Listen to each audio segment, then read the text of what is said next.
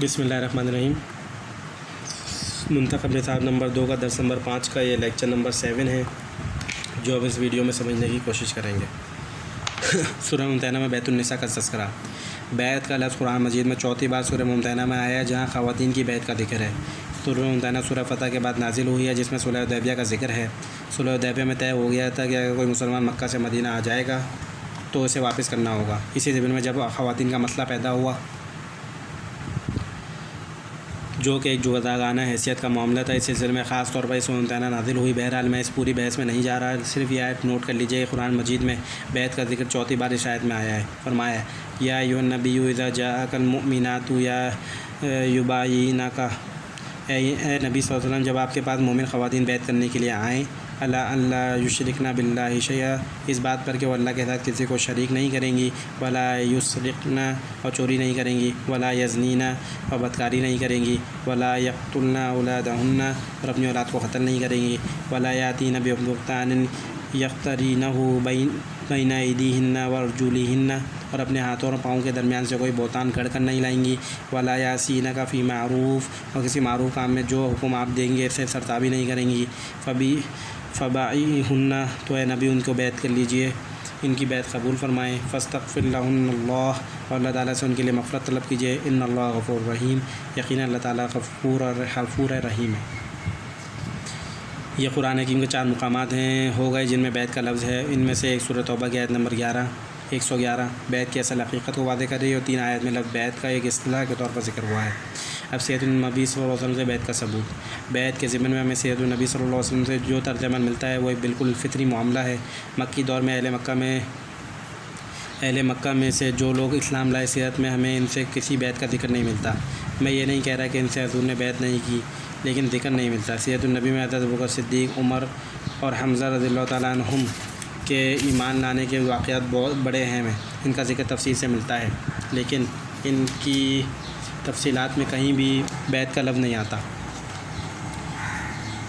البتہ اگر کوئی شخص باہر سے آیا ہے، اس نے آ کر اسلام کا اظہار کیا ہے اور اسلام لایا، تو اس کے ضمن میں روایت مل جاتی ہے کہ پھر وہ مسافر اور قول و قرار بھی ہوا، اور اسے بیت اسلام کہتے ہیں۔ یہ بیت اسلام مکی دور میں ثابت ہے، لیکن اہل مکہ سے نہیں، باہر سے آنے والوں میں سے اس کے بعد ایک بیت نظم، جماعت، ڈسپلن اور سماعت کی بھی سیرت طیبہ سے ثابت ہے، لیکن اس کا بھی ہمیں مکہ والوں سے پورے مکی دور میں کوئی ثبوت نہیں ملتا۔ میں پھر عرض کروں گا کہ کسی شے کا عدم ثبوت اس کے عدم وجود کو مستلزم نہیں ہے۔ ہو سکتا ہے کوئی واقعہ ہوا ہو لیکن مذکور نہ ہو۔ بہرحال واقعہ یہی ہے کہ اس کا ذکر نہیں ملتا، لیکن مدینہ میں والوں سے 2 اہم باتیں محمد رسول اللہ صلی اللہ علیہ وسلم نے لی ہیں، ایک سن 1190 میں اور دوسری سن 1290 میں۔ اہل مدینہ میں سب سے پہلے 6 افراد ایمان لائے تھے، ان کے ضمن میں سے اس بیت کا ذکر نہیں۔ یہ اغلباً سن 1090 کا واقعہ ہے، وہی سال ہے کہ جس میں آپ صلی اللہ علیہ وسلم نے طائف کا سفر کیا تھا۔ وہاں سے آپ صلی اللہ علیہ وسلم واپس آئے تو اس کے فوراً بعد جو موسم حج آیا، اس میں مدینہ کے 6 افراد رسول اللہ صلی اللہ علیہ وسلم پر ایمان لائے، لیکن اس وقت بھی کسی بیت کا ذکر نہیں ہے۔ اگلے سال وہ 12 تھے۔ پہلے سال والے 6 میں سے ایک صاحب نہیں آئے تھے، ان میں سے 5 تھے اور 7 مزید تھے۔ جب 12 افراد نے اسلام کا اظہار کیا تو پہلی بیت ہوئی، اس کو بیت عقبہ اولیٰ کہتے ہیں۔ اس بیت کے الفاظ تقریباً وہی تھے جو کم و بیش 10 برس بعد بیت النساء کے زمن میں نازل ہوئے، اور ابھی ہم نے سورہ ممتحنہ کی آیت میں پڑھے ہیں۔ گویا اس بیت میں کسی نظم جماعت کا ایک بیج تو موجود ہے، لیکن حکم ماننے کا اقرار ہو رہا ہے۔ جو بھی نیکی کی بات آپ فرمائیں گے ہم مانیں گے، لیکن اس نظم میں جماعت سمع و اطاعت اور اس کے مختلف لوازم کو ظاہر نہیں کیا گیا۔ ہم یہ کہہ سکتے ہیں کہ جیسے گٹھلی کے اندر پورا درخت اور بیج کے اندر پورا پودا موجود ہوتا ہے، اسی طرح یہ لوازم اسی بیت میں بالقوہ موجود ہیں۔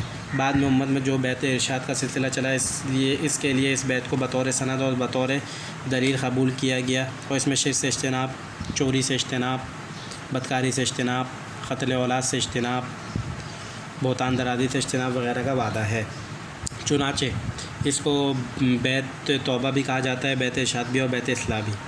تو یہ جو خواتین کی بیت قرآن میں مذکور ہے، یعنی بیت ہمیں بیت عقبہ اولیٰ کی صورت میں سیرت النبی میں ملتی ہے۔ حضرت عبادہ بن صامت رضی اللہ تعالیٰ عنہ سے مروی حدیث میں مذکور ہے کہ حضرت عبادہ بن صامت رضی اللہ تعالیٰ عنہ بیت عقبہ اولیٰ اور بیت عقبہ ثانیہ دونوں بیتوں میں موجود تھے۔ ابھی ہم جو بات سمجھ رہے ہیں وہ یہ ہے کہ یہ بیت در حقیقت کسی نظم کا حیولہ اپنے اندر کم سے کم ظاہری اور نمایاں طور پر نہیں رکھتی، بلکہ ہم یہ کہہ سکتے ہیں کہ جس طرح ایمان بالرسالت کے اندر اس کے پورے مضمرات موجود ہیں، جب آپ صلی اللہ علیہ وسلم کو رسول مان لیا، ایمان لے آئے تو اطاعت تو کرنی ہے۔ اس طرح اسی کا صرف ایک تھوڑا سا اظہار کر دیا گیا کہ آپ صلی اللہ علیہ وسلم ہمیں جو بھی حکم دیں گے اس کی نافرمانی نہیں کریں گے۔ اس بیعت کے وقت اہل مدینہ نے کہا تھا کہ ہمیں اپنا کوئی جانثار، اپنا ساتھی دیجیے جو ہمیں قرآن پڑھائے، تو نبی پاک صلی اللہ علیہ وسلم نے حضرت مصعب بن عمیر رضی اللہ تعالیٰ عنہ کو ان کے ساتھ کر دیا۔ بعد میں کچھ دنوں کے بعد حضرت عبداللہ بن ام مکتوم رضی اللہ تعالیٰ کو بھی بھیجا۔ ان حضرات کی تعلیم و تبلیغ سے اب وہاں پر جو انقلاب آیا تو اگلے سال 72 مرد اور 3 عورتیں آئیں، اور ان 75 افراد نے جو بیعت کی وہ ہے بیعت عقبہ ثانیہ، اور سر نظم جماعت کی بیعت ہے۔ اب لیکچر نمبر 8 کے اندر ہم لوگ اگلے پیج نمبر 183 سے دوسرے پیراگراف سے شروع کریں گے۔